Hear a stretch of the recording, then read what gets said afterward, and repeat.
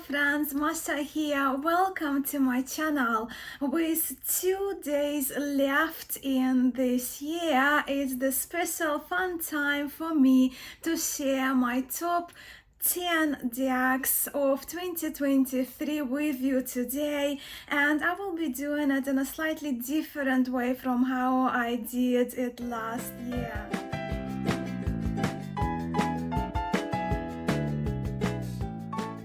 So yes, last year I divided my top 10 tarot decks into top 5 contemporary decks and top 5 historic tarots. This year, however, while my top 10 list is dominated by tarot, I am doing my top 10 decks inclusive of oracles and tarot decks. So without further ado, let's get to it. Let me share with you my top 10 decks plus a tiny special mention which I acquired in 2023. Let me begin with two of my Egyptian themed decks, as 2023 has been that year for me when my interest in Egyptian mythology, ancient Egypt, and magic resurrected. So this is the Egyptian Star Oracle by Travis McHenry and published by Australian Rockpool Publishing. I trust this Egyptian Star Oracle was first released through Kickstarter and it's now available mass market. I certainly, as you can see, got a very accessible mass market version of it published by Rockpool.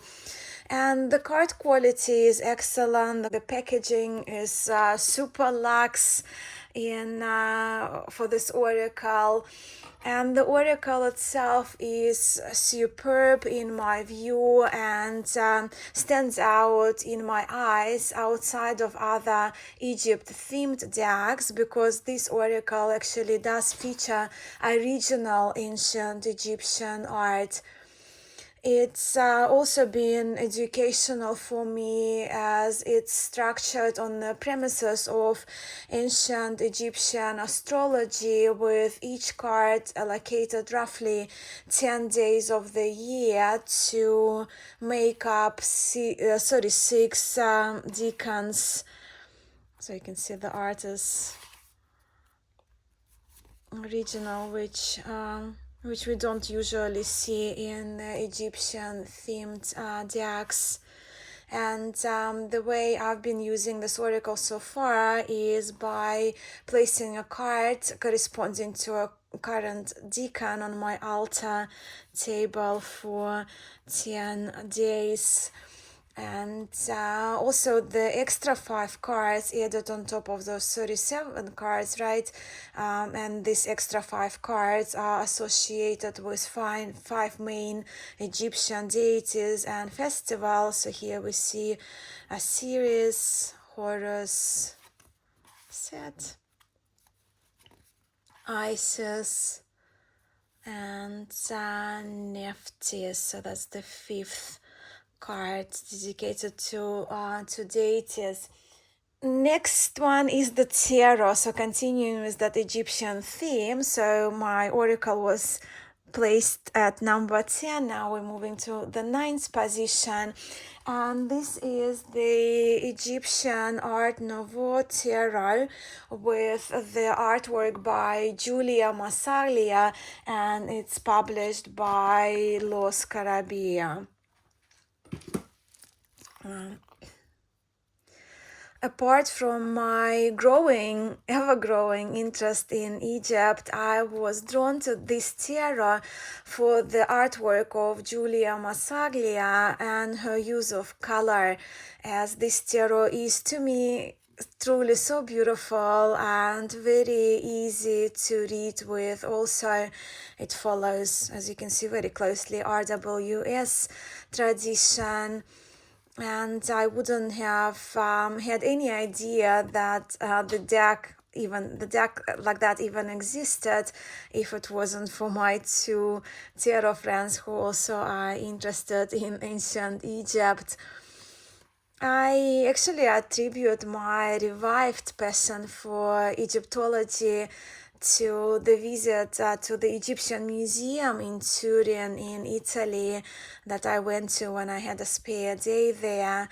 And once I returned back from Italy to Australia back in October, I have been devouring books on Egyptian mythology and magic. So yes, Egyptian Art Noveau Tarot by Giulia Massaglia takes the 9th position in my top 10 decks of 2023. And my 8th place goes to Tarot des Ambiguites, illustrated by Allejandro R Rozan and published by Artisan Tarot. This tarot is a very creative take on a Marseille tarot where some of the elements in the cards have been, as we can see in here, switched, making this tarot so fun to explore. I do love the aged look of it, the art style, the quirkiness of it, and I have especially enjoyed doing readings with the trumps of this tarot this year.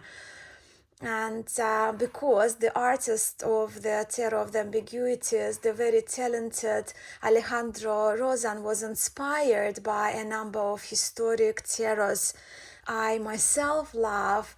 I absolutely enjoyed doing this detective work with this tarot, recognizing the familiar to me features in these cards. To keep this video concise, I will say no more, as I already have a long and extensive deep dive walkthrough of this tarot on my channel, so the link will be for you below. I will, however, would like to mention, as a special mention, it's not a tarot, it's not an oracle, but it's the playing card deck, also by Artisan Tarot, Portrait of Paris, drawn by Christina Conda and produced by Artisan Tarot, as this one is my absolutely favorite playing cards deck of the year 2023. It's so good, hence I thought to allocate that special mention spot for it in this video. And then I have another oracle to share with you, and this is my 7th position. This is the Dance of Death Oracle by Eugene and Ina Vinitsky of Tarot Mania. I had my eyes on this oracle deck for a while, and I finally purchased it earlier this year, and I think it's fantastic, especially if you are into more cartomanic decks featuring, like fortune-telling decks featuring people through all the cards with playing card referencing for more classic cartomancy-like insights. This oracle is also especially superb if you are fascinated by the Dance of Death frescoes, which originate from the first half of the 15th century in Basel in Switzerland. So I'm actually very thrilled that these cards exist, having been brought to us by Eugene and Ina Vinitsky. And then the 6th position, I have Visconti Modrone Tarot. Very large cards, as you can see in this one, the largest ones that I have to share with you. While I have known about this tarot for a long time, it only took me my trip to Italy to see and to hold the original Visconti Tarot when I was in Milan. So it only took me that time on my trip to Italy and seeing the original Visconti to click that buy button for this tarot, and I'm so glad that I did. As you can see, it's very sparkly and shiny, featuring gold and silver foiling throughout. This museum quality restoration of the renowned, very important historic tarots, one of the earliest tarots known, in fact. Let's look at the colors. Is absolutely spectacular. It's outstanding in my view. We are now halfway through my top 10 decks of 2023, and with 5 more decks to go, I have to come clean with you because these last 5 decks, any of them could be easily my number 1 tarot deck of 2023. So they are all tarots because they kind of fit in a different categories, which I will explain to you which category they top up my list for this year, for the decks that I received, was gifted, acquired in 2023. So we need to begin somewhere. So let's begin with the 5th place, which is my most favorite RWS based tarot, which I acquired this year. And it is undoubtedly Oddfellows Tarot Revived, brought to us by Anna of Alpha Lyr. This tarot is a very easy pick for me because it's so me, as it appeals to my tarot aesthetic so much. It's wonderfully executed to the point of, if I could only keep one tarot deck following RWS tradition, this would be it. Well, either this version or the blonde version, which is a little smaller.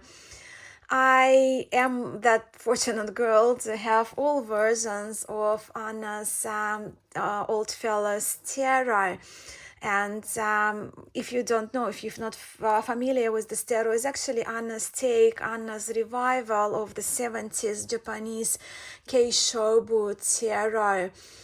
I chose this version, I picked this version for this video because I feel the tarot-sized, character-diverse version, as you can see through the complexions of the characters, visual look of them, I think this one just deserves to be featured here.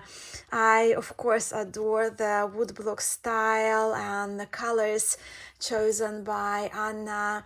And I think I keep them there. Yeah, extra cards there. Here we also have choices of the between 10 of coins. I do very much like that the suit's also called coins, so the night or the daylight. And then we have an alternative card that Anna created, Kali, as the queen of swords. Of course, this addition of the 10, the option for the 10, is a very thoughtful touch, and this is definitely a forever deck for me. And next is this little tarot. While, as I mentioned, I cannot really rank my top 5 for the purposes of this video and to make it easier for you to track the deck, I am giving Tarot de Marseille of the New Incarnations the 4th place this year in its own, well, first place in its own category, 4th place overall. That's my copy. This is also tarot that was created by Eugene Vinitsky, by the very talented Eugene Vinitsky. And the category, my category of this tarot, is that unique and innovative Marseille style tarot, but in the league of its own. And I love so much that the artwork for this tarot was inspired by the historic Pierre Madenier tarot, and which we of course can observe in the courts and the trump cards. but then that style of Pierre Madenier, resembling style, if you will, woodblocky style, is consistent throughout the deck. This tarot in itself, I think, has been a massive project undertaken by Eugene Vinitsky and Elza Kapantukovskaya, who wrote the guidebook for this tarot. But this project is very brave and very well done in my view. So they succeeded in bringing up the illustrated Marseille tarot. Hence, it's called the Tarot de Marseille, of the new incarnation for this reason. And of course, Eugene's illustrations of the minors are built on more cartomanic interpretations, which partially derived from a multitude of respectable sources on Tarot de Marseille. And look at those bags. Very beautiful indeed. I have been having a lot of fun studying these cards and working my way through the great PDF book, that guidebook that I have. I actually have it printed. But look, enough said. I will be doing a video on this tarot in 2024, so we'll certainly chat more about it. But my point here in this video is that I really love this one-of-a-kind tarot project and have great use of these beautiful cards. I have had a great use of these beautiful cards in 2023 and will continue into 2024. With only 3 tarots to go, the third spot goes to my top most favorite historic Italian tarot out of the decks that I acquired in 2023. Again, smaller card size, and this is Tarocchi Milanese by Edoardo Dotti, so known as Dotti Tarot 1862, and this tarot was reproduced by Giordano Berti, published by Rinascimento Italian Style Art. It's a very special tarot to me. It's beautiful. It follows Tarot de Marseille tradition in the patterns and the pips throughout the arrangements of the coins and cups, with the swords being curved, the batons crossed. I absolutely adore the smaller size of these cards. Delightful, absolutely delightful color palette, their history, but also their beauty, and of course the aesthetics of the reproduction by Rinascimento on that beautiful paper. And the fact that I was so blessed earlier this year to have spent some time with Maestro Giordano Berti himself during my time in Italy. And of course, when Giordano read these cards to me, it was that extra special, and is that extra icing on the cake, and a tarot memory I will always treasure. And I have no doubt this tarot will remain in my top favorite tarots for a very long time. So yes, Dotti Tarot, Edoardo Dotti. Two more. Second place goes to my favorite reproduction of historic Tarot de Marseille deck that I acquired in 2023. And the deck I'm talking about is G.S. Chosson Tarot de Marseille, which was restored by Sullivan Hismans of Tarot Sheet Revival. This tarot is not only my favorite historic Tarot de Marseille, that Tarot de Marseille Type 2 that I received this year, but it's actually my ultimate favorite tarot now from Tarot Sheet Revival to date, with especially with that updated dating of origin of this tarot being 1672.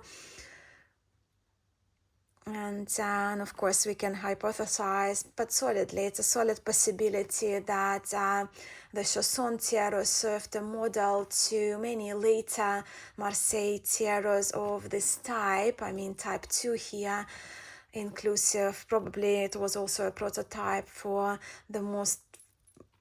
probably the most famous convert Tarot de Marseille. But the reason why the GS Chosson is in my top 10 decks for this year, it's because it's purely exquisite, highly detailed, absolutely sublime restoration of a very important, in my view, historic deck by one of the most skillful people I know in the tarot world. If you do feel like geeking out more on this deck, I have also linked my videos on it. GS Chosson. Finally, we have reached my number one spot, which is taken by the tarot that I consider the most precious deck in my collection, and it's my shiny treasure of the Visconti Homage Tarot key made by Marco Benedetti, created and handmade by Marco Benedetti.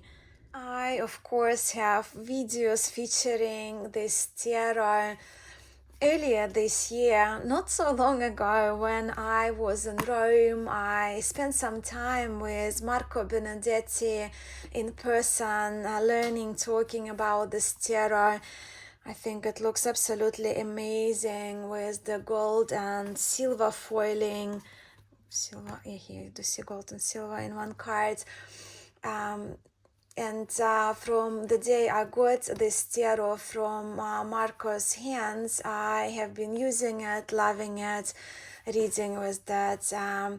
It's very cleverly done, and it also comes with that extra pack.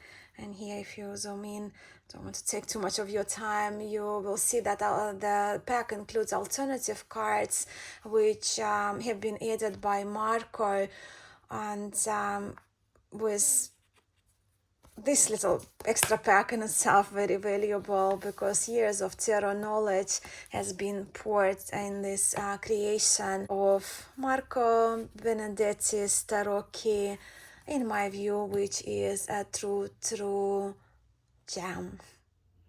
And there we have my top 10 decks of 2023, tarots and oracles included. What are yours? Perhaps you could share your number one or maybe top 3 decks of 2023. I'm very curious and I look forward to hearing about your top decks, your standout, your most favorite, your most used decks, which have been important in your practice in 2023. So please don't shy away and leave a short comment or long, I like them long, below this video. All the deck titles, the links mentioned, videos mentioned in this video are provided for you in the description of this video. I am so very grateful to you all for your friendship and for your support this year, and I will see you now in the new year. But before I go, let me wish you a very happy and peaceful new year. Happy 2024. Sending much love to you all. Until next time.